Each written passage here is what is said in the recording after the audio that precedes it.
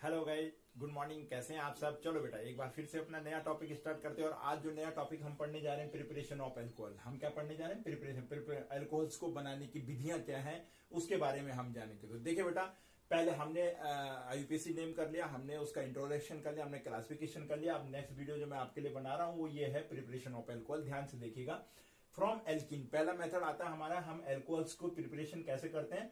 From alkene से करते हैं। और एल्कीन से जो हम करते हैं उसमें जो पहली विधि आती है हमारे पास वो आती है एसिड हाइड्रेशन। एसिड हाइड्रेशन यानी एसिड की उपस्थिति में पानी से अभिक्रिया, यानी पानी की अभिक्रिया होगी और उसमें क्या मिलाएंगे? हम एसिड मिलाएंगे किसी एल्कीन पर, तो हमें क्या मिलेगा? अल्कोहल्स मिलेंगे। देखिए बेटा कैसे होता है। यहां पर मेरे पास एक एल्कीन है, डबल बॉन्ड देख रहे हैं आप, सी डबल बॉन्ड है।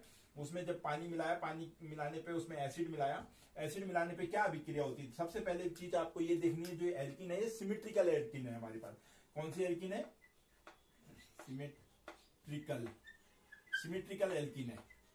सिमेट्रिकल एल्कीन मैंने आपको पहले भी समझाया। सिमेट्रिकल एल्कीन का मतलब होता है जब डबल बॉन्ड वाले कार्बन दोनों तरफ डबल बॉन्ड के सिंगल समान कार्बन हो। डबल बॉन्ड के इधर भी एक कार्बन, डबल बॉन्ड के इधर भी एक ही कार्बन है। इट मींस ये कौन सी एल्कीन है? हमारी सिमेट्रिकल एल्कीन है। क्या सममित एल्कीन है? ये आपको ध्यान रखना है। सिमेट्रिकल एल्कीन क्या होती है? डबल बॉन्ड के दोनों ओर जब कार्बनों की संख्या समान हो। ठीक है।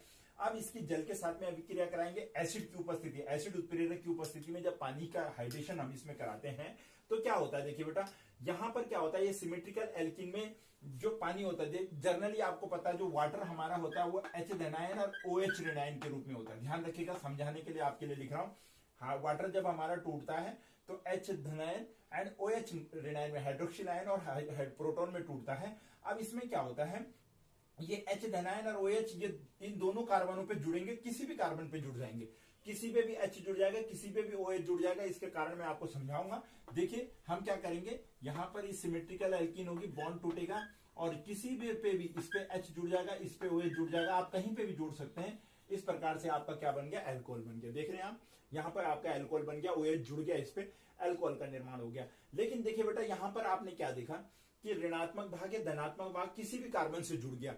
इट मींस अगर ये सिमेट्रिकल था, इसलिए यहां पर जो ऋणायन भाग होगा या धनायन भाग होगा ये एंटी मार्कोनिकॉफ नियम का पालन करते हैं। ध्यान रखिएगा, अक्सर आपने देखा कि किसी भी एल्कीन पर जब हम हाइड्रेशन कराते हैं या कोई भी पॉजिटिव और ऋणात्मक, धनात्मक और ऋणात्मक भाग जुड़ता है तो मार्कोनिकॉफ के नियम के अकॉर्डिंग जुड़ता है। लेकिन क्योंकि ये सिमेट्रिकल है, सिमेट्रिकल एल्कीन में मार्कोनिकॉफ के नियम के अकॉर्डिंग ये नहीं जुड़ते हैं, एंटी मार्कोनिकॉफ होता है। कि मतलब एंटी भी नहीं कहेंगे हम, मार्कोनिकॉफ नियम का पालन ही नहीं होता, क्योंकि इसमें दो ही कार्बन है तो कहीं ना कहीं दोनों में से किसी को लगना है। इस चीज का आपका ध्यान रखना है, इसलिए सिंपल हो गया। लेकिन यदि बेटा यही सिमेट्रिकल न करके अनसिमेट्रिकल एल्कीन हो जाए, यानी अगर इसकी जगह मैं आपको CH3 CH double bond CH2 ले लें। अब देखिए डबल बॉन्ड के इधर दो कार्बन, डबल बॉन्ड के इधर एक कार्बन, ये सिमेट्रिक नहीं है, अब अनसिमेट्रिकल एल्कीन हो गई। ये क्लियर है। और आपको पता 1 2 3 आपका ये प्रोपीन है। क्या है? प्रोपीन। अगर इस पे हमको हाइड्रेशन कराना हो,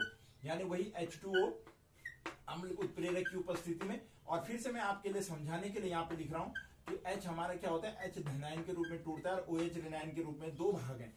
अब क्योंकि ये अनसिमेट्रिकल है इसलिए ये मार्कोनिकॉफ के नियम का पालन करेगी। क्या करेगी? मार्कोनिकॉफ लॉ का पालन करेगी। और मार्कोनिकॉफ का नियम क्या कहता है कि ऋणात्मक भाग उस कार्बन से जुड़ता है जिसमें हाइड्रोजन की संख्या कम हो। मार्कोनिकॉफ का लॉ मैंने आपको हेलो एल्केन में भी क्लियर कराया। ऋणात्मक भाग उस कार्बन से जुड़ता है जिस पर हाइड्रोजन की संख्या कम हो, क्योंकि हमने यहां तो कंप्लीट है इसका ऑक्टेट, इसका जो बॉन्डिंग है यहाँ कंप्लीट है कार्बन की 3 और 1 4 इसके साथ। लेकिन हमने केवल इस वाले भाग पर, हमेशा ध्यान रखना, बच्चे कंफ्यूज करते हैं कि किस पे हाइड्रोजन की संख्या, ये इसका तो अपना कंप्लीट है CH3। हमने केवल डबल बॉन्ड वाले कार्बनों पे देखना है। ये तो सिंगल बॉन्ड में आ गया। यहाँ डबल बॉन्ड जिन जिन कार्बनों के बीच में, उन कार्बनों पे ही हमने ऋणात्मक भाग और धनात्मक भाग का योग कराना है, यानी मार्कोनिकॉफ के नियम को पालन करवाना है। तो डबल बॉन्ड वाले कार्बन, ये वाला कार्बन और ये वाला कार्बन बचा हमारा। तो मार्कोनिकॉफ का नियम क्या कहता है कि ऋणात्मक भाग उस कार्बन परमाणु से जुड़ेगा जिसमें हाइड्रोजन की संख्या कम हो, और धनात्मक भाग उस कार्बन परमाणु से जुड़ेगा जिसमें हाइड्रोजन की संख्या अधिक हो। तो आप देखिए यहाँ पे हाइड्रोजन की संख्या कम का है, यहाँ पर है। तो इसका मतलब जो ये OH है ये तो जुड़ेगा किससे? इस CS से जुड़ेगा। और ये जो H है ये जुड़ेगा किससे? CH2 से जुड़ेगा। ये कहता है मार्कोनिकॉफ का नियम। अगर हम इसको जोड़ें तो क्या प्राप्त होगा? देखिए बेटा, CH3 CH इससे जुड़ गया OH एंड सिंगल बॉन्ड हो गया, और यहां पर CS2 था तो ये हो गया CS3। और ये किसके अकॉर्डिंग हुआ, ये मैं आपको अनसिमेट्रिकल एल्कीन पे योग दिखा रहा हूं। और ये किससे बना हमारा, इसको मैं ब्रैकेट में लिखना Markovnikov, Markovnikov law, coughs rule के अकॉर्डिंग, मार्कोनिकॉफ रूल के अकॉर्डिंग। क्लियर हो गया, ये अनसिमेट्रिकल है, ये ध्यान रखिएगा। पहले भी मैंने आपको कराया, 11th में भी आपका ये क्लियर है। अभी हेलोएल्केन्स में भी कराया था, हेलोएल्केन्स के वीडियो अपलोड है, आपने देख लिया होगा। अगर नहीं देखा है तो वहां पे भी आप देख सकते हैं। यहाँ पे भी मैं आपको क्लियर करवा रहा हूं कि किस प्रकार से हाइड्रेशन यहाँ पे करवा रहे हैं हम। CH-OH हो गया, और ये हमारा 1 2 3। आप देखिए दूसरे कार्बन पे हमारा OH ग्रुप है, अगर IUPAC नेम लिखेंगे तो प्रोपेन है, तो प्रोपेन 2 ऑल हो गया, प्रोपेन 2 ऑल। इस प्रकार से आपका एल्कीन से मार्कोनिकॉफ नियम के अकॉर्डिंग हम देख रहे हैं किस प्रकार से अनसिमेट्रिकल और सिमेट्रिकल दोनों से हम क्या प्राप्त कर रहे हैं, एल्कोहल कर रहे हैं। अनसिमेट्रिकल में तो, सिमेट्रिकल में तो कुछ नहीं करना, आपको सीधा जोड़ देना दोनों कार्बन। लेकिन अनसिमेट्रिकल में आपने डबल बॉन्ड जिन कार्बनों के बीच है उन कार्बनों पे मार्कोनिकॉफ लॉ के अकॉर्डिंग इनको ऐड करना है। इस प्रकार से आपका मुख्य प्रोडक्ट ये बनेगा, मेजर प्रोडक्ट के रूप में ये आपको प्राप्त होगी। इसका स्क्रीनशॉट ले लीजिए। इसके बाद मैं आपको बताता हूं कि एसिड हाइड्रेशन का जो क्रिया विधि होती है, मैकेनिज्म जो होती है, बहुत इंपॉर्टेंट है आपके पास। अल्कोहल पर एसिड हाइड्रेशन की मैकेनिज्म बहुत ही ज्यादा इंपॉर्टेंट है, एग्जाम में पूछी जाती है, हम उससे करेंगे।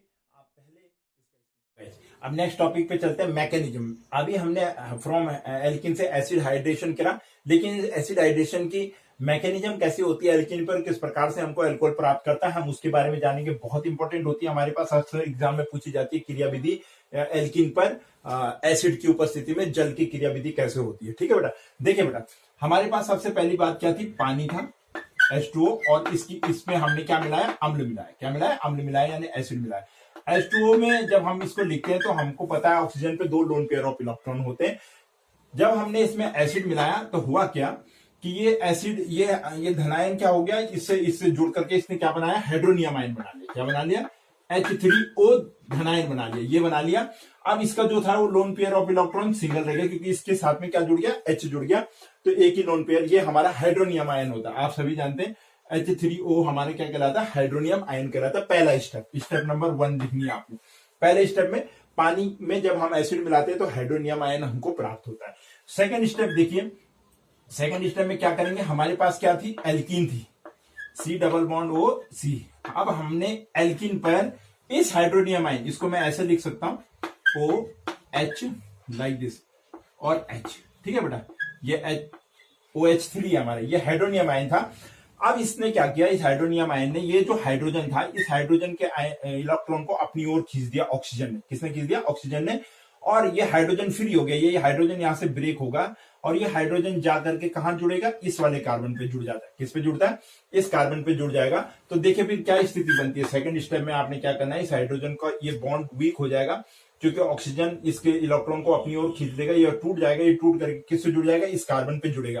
तो देखिए कैसे जुड़ता है, ये C है हमारे पास, ये सिंगल बॉन्ड हो जाएगा, और यहां पर हमारे पास क्या जुड़ गया, H जुड़ गया, इस कार्बन पे H जुड़ गया। और देखिए ये टूट करके क्या हो गया हमारा, यहां पर H2O रहेगा। क्या रहेगा, H2O, यानी ये H, और यहां पर हमारे पास ऑक्सीजन, और यहां पर हमारे पास हाइड्रोजन। और देखिए अगेन हमारे पास ऑक्सीजन पे क्या है, लोन पेयर ऑफ इलेक्ट्रॉन है, H2O है हमारे पास में, तो लोन पेयर ऑफ इलेक्ट्रॉन वापिस आ गया।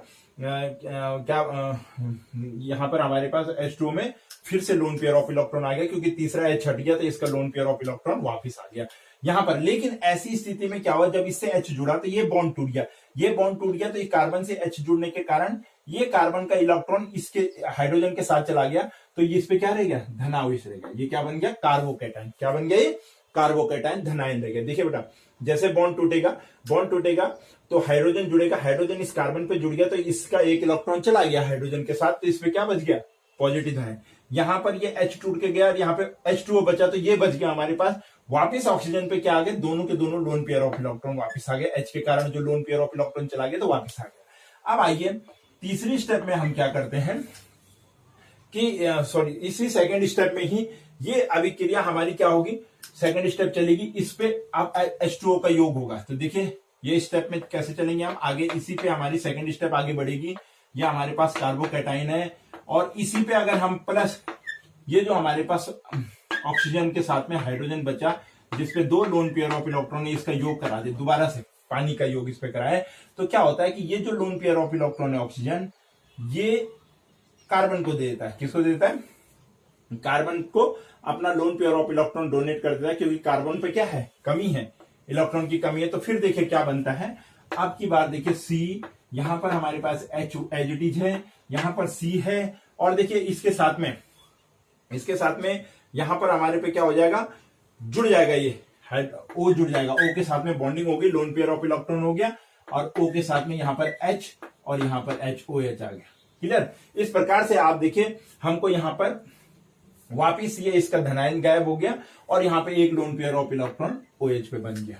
क्लियर? इस प्रकार से देखिए आप, ये ऐसे इस तरीके से हमारे पास ये कार्बन एज इट इज रह गया, ये कार्बन पे धनावेश था, इसने अपना लोन पेयर ऑफ इलेक्ट्रॉन इसको दे दिया, क्योंकि इसमें कमी हो गई तो इसने इस पे अटैक किया, और इस प्रकार से H2 अणु इससे जुड़ गया। अब तीसरी स्टेप क्या आएगी? देखिए बहुत सिंपल है, आपने कुछ नहीं करना, एक बार फिर से मैं आपको रिवाइज कराऊंगा। देखिए तीसरी स्टेप में क्या होगा, ये जो आपको कंपाउंड प्राप्त हुआ CCH वाला, और यहां पर C के साथ में जो बॉन्ड बना किसका? ऑक्सीजन का, O ये जो जुड़ा है, O पे अपना loan pair of electron H है, और ये H है। यहां पर क्या होता है, ये O क्योंकि इसका लोन पेयर ऑफ इलेक्ट्रॉन हट गया है, ये अपने लोन पेयर ऑफ इलेक्ट्रॉन को प्राप्त करना चाहता है। तो लोन पेयर ऑफ इलेक्ट्रॉन को ये कैसे प्राप्त करेगा? वापिस इसके पास लोन पेयर ऑफ इलेक्ट्रॉन आ जाए, तो ये कार्बन इसको कहता है तो अपने इस हाइड्रोजन को हटा दे, यहां से हाइड्रोजन को यहां से बाहर निकाल दे। जैसे ये हाइड्रोजन यहां से बाहर निकलेगा, आपको अपना लोन पेयर ऑफ इलेक्ट्रॉन वापस मिल जाएगा। तो देखिए कैसे होता है, इससे ये हाइड्रोजन हटता है, और किस प्रकार से देखिए इसको वापस लोन पेयर ऑफ इलेक्ट्रॉन आता है, ये O, और ये इस पे दोनों के दोनों उसके लोन पेयर ऑफ इलेक्ट्रॉन और H आपको मिल जाता है, प्लस हाइड्रोजन धनायन बाहर हो जाता है। देखिए अब ये एल्कोहल तो है, OH CHCOH आपका एल्कोहल, और ये हाइड्रोजन धनायन, वही हाइड्रोजन धनायन जो ये था, ये वापस आपको रिएक्शन करने के लिए दोबारा से आपको यहां प्राप्त हो जाता है। इसी को हम मैकेनिज्म कहते हैं, रिएक्शन मैकेनिज्म कहते हैं। देखिए बेटा फिर से मैं आपको समझाता हूं, 3 स्टेप रिएक्शन है, वेरी सिंपल। हमने पानी में एसिड मिलाया, हाइड्रोनियम आयन बन गया, H का योग हुआ तो इसका लोन पेयर ऑफ इलेक्ट्रॉन गायब हो गया, H के साथ में बॉन्डिंग कर ली, तो इसमें यहां पर एक ही लोन पेयर रहा। अब हमको पता है हमने एल्किन पे कराना है हाइड्रोनियम आयन की अभिक्रिया हुई एल्किन पे, जब हमने इसको इसमें डाला तो एल्किन पे अभिक्रिया हुई तो होता क्या है कि इसके साथ का जो हाइड्रोजन है, ऑक्सीजन इसके इलेक्ट्रॉन को अपनी ओर खींच लेता है, ये फ्री हो जाता है, ये जाकर के इस कार्बन से जुड़ जाता है, ये कार्बन पे जुड़ा, जब ये बॉन्ड टूटा तो इसका इलेक्ट्रॉन हाइड्रोजन के साथ चला गया, तो इस कार्बन का जो इलेक्ट्रॉन था ये हाइड्रोजन के साथ में इस कार्बन से जुड़ गया, बॉन्ड बना लिया, तो इस पे धनावेश आ गया, इस पे क्या आ गया? धनावेश। और वाटर मॉलिक्यूल देखिए वापिस चला गया, हाइड्रोजन का इलेक्ट्रॉन लेकर के दोबारा से इस पे लोन पेयर ऑफ इलेक्ट्रॉन आ गया, 2 लोन पेयर ऑफ इलेक्ट्रॉन आ गए। ठीक है, अब क्या होता है, ये आपस में अभिक्रिया करते हैं। ये दूसरे स्टेप की ये वाला हिस्सा है, वही हिस्सा हम लाएंगे। ये कार्बोकैटायन हो गया, इस कार्बोकैटायन पे क्योंकि ये न्यूक्लियोफिलिक के रूप में अभिक्रिया कर रहा है, यहाँ पे कार्बोकैटायन का ये अपना लोन पेयर ऑफ इलेक्ट्रॉन इसको डोनेट करेगा, ये धनावेश है इस पे यहाँ पर करेगा। जब करेगा तो देखिए कैसा कंपाउंड बनेगा, जिससे ऑक्सीजन यानी वाटर मॉलिक्यूल जुड़ जाएगा, वाटर मॉलिक्यूल जुड़ गया, इसका धनावेश खत्म हो गया, लेकिन इस वाटर मॉलिक्यूल का एक लोन पेयर ऑफ इलेक्ट्रॉन हट गया, क्योंकि उसने कार्बन के साथ में ऑक्सीजन ने क्या कर लिया, यहाँ पे बॉन्डिंग कर ली। क्या कर ली? बॉन्डिंग कर ली। अब तीसरे स्टेप में ये वाला कंपाउंड आया, ऑक्सीजन देखा कि ऑक्सीजन का अपना लोन पेयर ऑफ इलेक्ट्रॉन गायब हो गया कार्बन से जुड़ने के कारण। ये कहता है मेरा लोन पेयर ऑफ इलेक्ट्रॉन तो मेरे पास है ही नहीं, तो क्या किया जाए? तो इसको कार्बन कहता है तो अपना लोन पेयर ऑफ इलेक्ट्रॉन पा रहा है, तो इस हाइड्रोजन को हटा दे।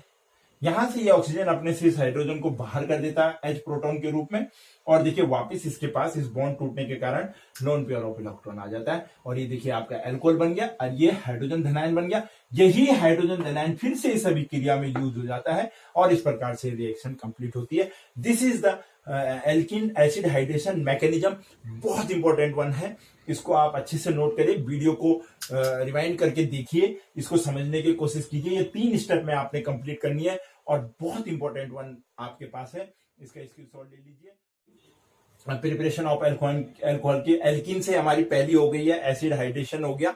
नेक्स्ट आती है हाइड्रोबोरेशन ऑक्सीडेशन अभिक्रिया, यानी हाइड्रोबोरेशन करते हैं हम, हाइड्रोबोरेशन ऑक्सीडेशन के रूप में हम करते हैं, ऑक्सीडेशन करते हैं हाइड्रोबोरेन के द्वारा एल्कीन का हाइड्रोबोरेशन होता है ऑक्सीडेशन के में। ठीक है, इस प्रकार से यह अभिक्रिया होगी, ऑक्सीडाइजेशन अभिक्रिया होगी हाइड्रोबोरोन की।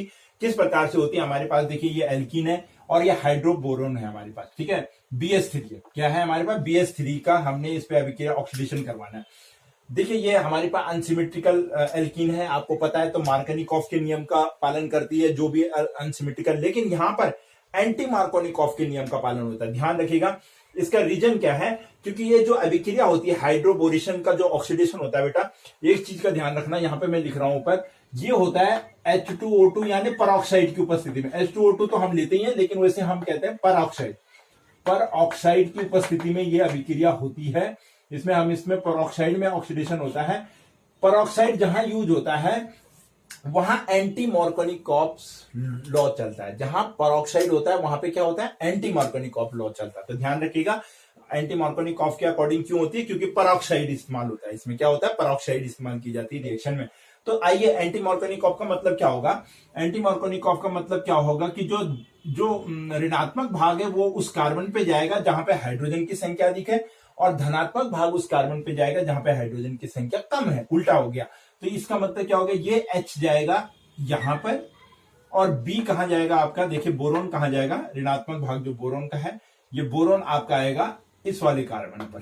तो देखिए कैसे होगा, एंटी मार्कोनिकॉफ लॉ हो रहा है, ऋणात्मक भाग उस पे जाएगा जहां पे हाइड्रोजन की संख्या अधिक है, धनात्मक भाग उस पे जाएगा जहां पे हाइड्रोजन की संख्या कम है। तो देखिए क्या प्रोडक्ट बनता है हमारा बनता है CH3 CH2, और देखिए सिंगल बॉन्ड CH2 और B इस पे जुड़ गया, हाइड्रोजन इसके साथ का एक चला गया, कितने हाइड्रोजन बच गए, 2 हाइड्रोजन बच गए, BH2 हो गया। इसमें क्या होता है बेटा, इस अभिक्रिया में हम फिर से एल्कीन का योग कराते हैं, फिर से एक और एल्कीन लेते हैं, हम एल्कीन से अभिक्रिया कराते हैं, CH3 CH double bond CH2, alkene से अभिक्रिया कराते हैं। एल्कीन से दोबारा से हम अभिक्रिया, जब इसमें एल्कीन को ऐड करते हैं दोबारा से, तो क्या होगा, अगेन फिर H वहां जाएगा जहां पर क्या होगा आपका हाइड्रोजन की संख्या कम है, और B कहां जाएगा आपका, जहां पर आपकी क्या है, जहां पर आपकी हाइड्रोजन की संख्या अधिक है वहां क्या जाएगा, B जाएगा। इस तरीके से फिर से इस पे एल्कीन का योग होता है। तो देखिए अब क्या बनेगा, आपकी बात जो प्रोडक्ट हम पे बनता है वो CH3 CH2 B आपके पास यहां पे है। अब देखिए B के साथ में क्या जाएगा, B यहां जाएगा, CH2 से जुड़ेगा, तो CH2 एंड CH3 इस प्रकार से हो जाएगा, और यहां क्या बचेगा हम पे H, ये वाला H। क्लियर बेटा, कुछ नहीं है, आपको ध्यान रखना है, हर बार आपने एंटी मार्कोनिकॉफ करना है, हर बार आपने एल्कीन लेनी है। अब की बार देखिए B यहां गया, तो देखिए आ गया CH2 ये इसके साथ H गया, CH3 हो गया, और ये आपके पास B के साथ में पहले से था ये वाला हिस्सा। फिर से हम एक और अणु लेंगे, किसका, एक और अणु लेते हैं हम, किसका, एल्कीन का। हर बार इसमें ऐसे हमको करना पड़ता है, CH3 CH double bond CH2। अब की बार देखिए, अब जब हम दोबारा से इसमें एक अणु और ले रहे हैं, तो अब की बार देखिए B कहां जाएगा, फिर से वही होगा कि B जो है आपका, B आपका CH2, B आपका उस हाइड्रोजन पे जाएगा जिसमें कार्बन पे जाएगा जिसपे हाइड्रोजन की संख्या कम है, और H कहां जाएगा आपका, H उस पे जाएगा जहां पर हाइड्रोजन की संख्या कम है, और B वहां जाएगा जहां हाइड्रोजन की संख्या अधिक है। एंटी मार्कोनिकॉफ होगा, एंटी मार्कोनिकॉफ के लॉ के अकॉर्डिंग इस प्रकार से। तो देखिए क्या प्रोडक्ट बनता है, पहले हम इतने वाले हिस्से को उतारेंगे, CH3 CH2 B, और ये था ऊपर की तरफ क्या था हमारे पास, देखिए ये वाला CH2 देखिए, थोड़ा और इधर ले लेता हूं, CH3 CH2 B, और ये था हमारे पास CH2 CH3 ये वाला हिस्सा, और ये H के साथ, ये H इसके साथ चला गया, B इसके साथ चला गया, तो ये क्या हो गया हमारा, देखिए CH2 एंड CH3। आगे ये वाली एल्कीन भी यहां पर B पे, तीनों हाइड्रोजन जुड़ गए, तीनों B उसके साथ में अटैच हो गई, B इसके साथ अटैच हुई, तीनों हाइड्रोजन के साथ जुड़ गए। इस प्रकार से आपको ये प्रोडक्ट यहां पर। अब क्या करते हैं हम, ध्यान रखिएगा, अब जो रिएक्शन होगी, अब हम एक्वस बेस लेते हैं, इसमें एसिड क्षार लेते हैं, एक्वस क्षार के रूप में हम इसमें NOH लेते हैं, और एक्वस यानी पानी, NOH पानी की उपस्थिति में हम इसकी अभिक्रिया कराते हैं किससे, H2O2। मैंने शुरू में आपको कहा था कि एंटी मॉर्कोनिकॉफ क्यों है, क्योंकि इसमें पेरोक्साइड लेते हैं, तो पेरोक्साइड के रूप में हम H2O2 लेते हैं। कितने अणु लेते हैं, 3 अणु लेते हैं। कितने अणु लेते हैं, 3 अणु। यहां पे बहुत इंपॉर्टेंट चीज आपको समझनी, ये तो आप कर लेंगे, एक स्टेप आपको आएगा। दूसरे स्टेप में भी आपने एक H को देखिए इसके साथ ले जाना है, बी को उसके साथ ले जाना है। तीसरे में जो तीसरा H बचा उसको इस कम H के साथ ले जाना है, बी को अधिक H वाले कार्बन पे जाना है। तो इस प्रकार से आपको ये कंपाउंड प्राप्त होगा। 3 अणु प्राप्त हो गए आपको, देखिए यहाँ पे 3 CH2 CH3 CH2 CH2 CH2 CH2 CH3 CH2 CH2 CH3 और B सेंटर हो गया। अब यहां पर हम एक्वा बेस की उपस्थिति यानी NaOH लेते हैं, पानी डाल करके एक्वस NaOH लेते हैं और कितने अणु लेते हैं पेरोक्साइड के, H2O2। अब यहां पे मैं आपको जो चीज समझाने जा रहा हूं, देखिए बेटा, इसी H2O2 को हम कैसे लिखते हैं, इसको हम ऐसे लिखते हैं OH के रूप में। कैसे लिखते हैं, OH। और कितने अणु OH, 3 OH और 3 OH। किस रूप में लिख सकते हैं हम इसको, लिख सकते हैं समझाने के लिए, मैं आपके लिए यहाँ पे समझाने के लिए रिएक्शन इस तरीके से लिख रहा हूं, 3OH 3OH। H2O2 को देखें, 2 हाइड्रोजन 2 ऑक्सीजन, लेकिन 3 अणु है तो 3OH 3OH लिख दिया मैंने। अब क्या होता है इसमें, ये जो 3 OH है ये तीनों एल्कीन ग्रुप के साथ चले जाएंगे। तीनों OH किसके साथ में, ये इस प्रकार से ब्रेक होगा, ये इस प्रकार से यहां पे ब्रेक होगा, ठीक है। एक OH इसके साथ, एक OH इसके साथ, एक OH इसके साथ जाएगा, 3 OH और 3 OH भी के साथ चले जाएंगे। तो देखिए प्रोडक्ट क्या बनता है, मैं बना रहा हूं। 3 अणु है हमारे पास, क्या, CH3 CH2 CH2 OH। देखिए 3 OH आ गए, 3 अणु आ गए, और प्लस क्या बचा आपके पास, B। और कितने OH बचे, 3 OH, OH का whole thrice. This is very important one. और बेटा ये वाला जो मेथड है हमारे पास एल्किन का, हाइड्रोबोरेशन, जो हम हाइड्रोजन पेरोक्साइड की उपस्थिति में ऑक्सीडेशन कराते हैं, इसमें जो इल्डिंग होती है अल्कोहल की वो बहुत अधिक होती है, इसलिए ये वाली अभिक्रिया कराई जाती है। इसलिए ये इंपॉर्टेंट अभिक्रिया भी होती है कि किस प्रकार से एंटी मॉर्कोनिकॉफ लॉ का इसको फॉलो किया। देखिए मैं फिर से आपको कह रहा हूं, ये हमारे पास एल्कीन है, इसमें हमने HBr की अभिक्रिया कराई, BH3 की अभिक्रिया करी, हाइड्रोबोरेशन करा रहे हम। और देखिए इसमें एंटी मॉर्कोनिकॉफ के अनुसार ब्रोमीन वहां जाएगा जहां, बोरॉन वहां जाएगा जहां पर हाइड्रोजन की संख्या अधिक है, और हाइड्रोजन वहां जाएगा जहां क्या है, जिस कार्बन पे हाइड्रोजन की संख्या कम है। ये जुड़ा, दोबारा से हम इसमें एल्कीन ऐड करते हैं, वही प्रोसेस होती है। यहाँ पे इस प्रकार से हमारे पे कंपाउंड प्राप्त होता है। फिर तीसरी बार में हम इसमें एल्कीन ऐड करते हैं, यहाँ पर इस H के साथ में ये एल्कीन उसी रूप में एंटी मॉर्कोनिकॉफ के रूप में जुड़ती है। इस प्रकार से हमको ये प्रोडक्ट प्राप्त होता है, CH2B एंड ये CH2, 3 अणु हमको प्राप्त होते हैं। यहां पर हम एक्वा NaOH की उपस्थिति में अभिक्रिया कराते हैं H2O2 की, हाइड्रोजन पेरोक्साइड की, और 3 OH के रूप में मैंने इसको लिखा। 3 OH इन तीनों अणुओं के साथ जाते हैं, 3 OH B के साथ जाते हैं, और ये प्रोडक्ट आपका एल्कोहल बन गया 1 2 3, प्रोपेनॉल आपका बन गया, और बोरेन हाइड्रोक्साइड आपका यहाँ पे बन गया। बहुत इंपॉर्टेंट वन यहाँ पे थी हमारे पास, हाइड्रोबोरेशन का ऑक्सीडेशन। इस प्रकार से मैंने आपको एल्कीन से प्रिपरेशन ऑफ एल्कोहल की 2 इंपॉर्टेंट रिएक्शन कराई, दोनों इंपॉर्टेंट वन है। एल्कीन में पहले मैंने हाइड्रेशन कराया आपको एसिड की उपस्थिति में, उसकी मैकेनिज्म बहुत इंपॉर्टेंट है। और ये हाइड्रोबोरेशन अक्सर आ जाती है, पूछ लिया जाता है कि हाइड्रोबोरेशन किसके अकॉर्डिंग आप करते हैं, तो एंटी मॉर्कोनिकॉफ लॉ के अकॉर्डिंग हम करते हैं, और इसमें यील्डिंग ऑफ एल्कोहल बहुत ज्यादा होती है, इसलिए इस अभिक्रिया का उपयोग किया जाता है। आप प्रैक्टिस कीजिए, वीडियो को बार बार देखिए और शेयर जरूर कीजिएगा। फिर भी अगर आपको लगता है